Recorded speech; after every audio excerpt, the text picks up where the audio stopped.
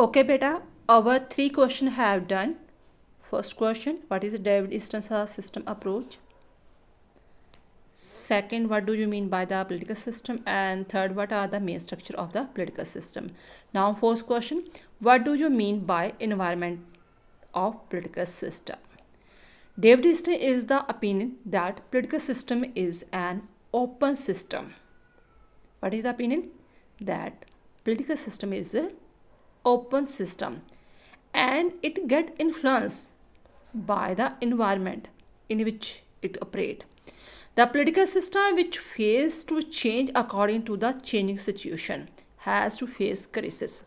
The environment which influence the political system can be divided into two categories such as social environment, caste groups, interest group, religious groups, economics groups, etc. form the part of the intra-social environment.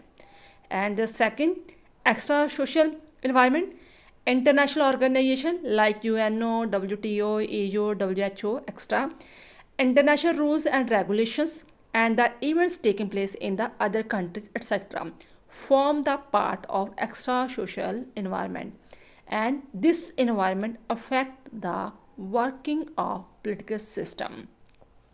David Easton political system को एक open system की तरह मानता है। तो वो सोचता है उनके थ्योरी के अकॉर्डिंग कि जो पोलिटिकल सिस्टम है ना वह अपने इन्वायरमेंट से ज़रूर अफेक्ट होती है, क्योंकि समाज में पोलिटिकल सिस्टम कहाँ चलता है, फॉरेस्ट में या रेगिस्तान में तो चलता नहीं है, समाज में चलता है पोलिटिकल सिस्टम, तो उसके एनवायरनमेंट से ज़रूर अफेक्ट होती है। तो जो पोलिटिकल सिस्टम मान लो कि उस टाइम की जो सरकारें हैं, गवर्नमेंट्स है, कॉन्स्टिट्यूशन है, रूल रेगुलेशंस है, वो अकॉर्डिंग टू सिचुएशन चेंज नहीं होते। जो उस टाइम की डिमांड है, मान लो पहले 60 ईयर्स या 70 ईयर या 100 ईयर कुछ और रूल रेगुलेशन थे, ठीक है ना, तो अब कुछ और चीज़ की डिमांड है तो वो चेंज नहीं होते, तो उसे क्राइसिस फेस करने पड़ेंगे। ठीक है, एक एग्जांपल इंडिया की दे देती हूँ।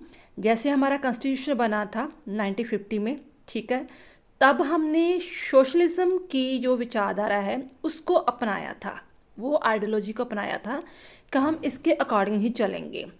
बट बाद में हमने देखा कि हमारा जो इंडिया बिल्कुल भी डेवलप नहीं कर रहा। देन आफ्टर हमने 1991 में बाद में एलपीजी की नीति को अपनाया, लिबरलाइजेशन, प्राइवेटाइजेशन एंड ग्लोबलाइजेशन, क्योंकि अगर हम ना ही अपनाते तो हमें बहुत ज़्यादा क्राइसिस फेस करने पड़ते।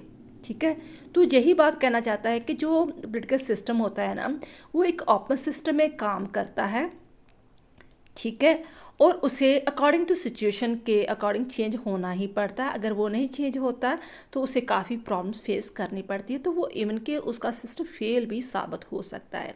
तो वो उसकी थ्योरी के अकॉर्डिंग दो सिस्टम होते हैं, एक तो हो गया इंट्रा सोशल एनवायरनमेंट, जो देश के अंदर जो सिस्टम चलता है, जो चीज़ें उनको अफेक्ट्स करती है, लाइक कास्ट ग्रुप्स हो गए, इंटरेस्ट ग्रुप्स हो गए, धार्मिक ग्रुप्स वगैरह हो गए, इकोनॉमिक्स जो कुछ भी है, ये हो गए इंट्रा सोशल एनवायरनमेंट।